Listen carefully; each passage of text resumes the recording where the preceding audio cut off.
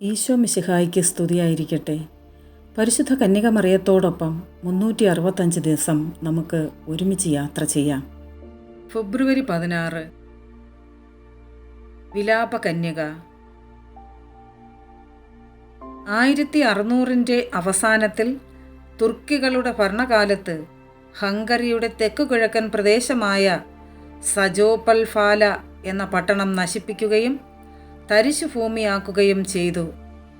ആ സ്ഥലം സാധാരണ നിലയിലേക്ക് തിരിച്ചു വന്നുകൊണ്ടിരിക്കുമ്പോൾ 1717 ജനുവരി 6 ഫെബ്രുവരി 16 ഇടയ്ക്ക് നഗരത്തിലെ പള്ളിയിലുള്ള ഒരു അമ്മയുടെയും കുഞ്ഞിൻ്റെയും പെയിൻറ്റിങ്ങിൽ നിന്നും വിയർപ്പൊലിക്കുകയും രക്തക്കണ്ണീർ വരികയും ചെയ്തുകൊണ്ടിരുന്നു.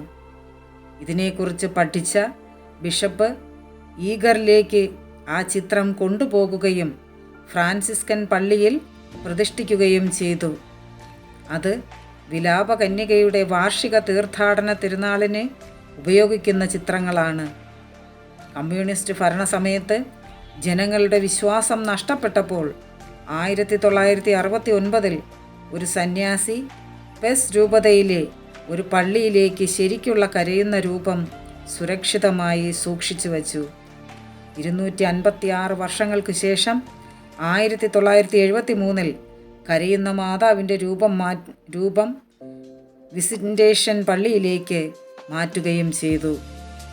അമ്മേ, ഞങ്ങളുടെ ദുഃഖങ്ങളിലും ദുരിതങ്ങളിലും ഞങ്ങളോടൊപ്പം കണ്ണീരണിയുകയും വിലപിക്കുകയും ചെയ്യുന്ന അമ്മേ, അമ്മയുടെ തൃപ്പാദത്തിങ്കൽ ഞങ്ങളുടെ എല്ലാ പ്രയാസങ്ങളും സമർപ്പിക്കുന്നു.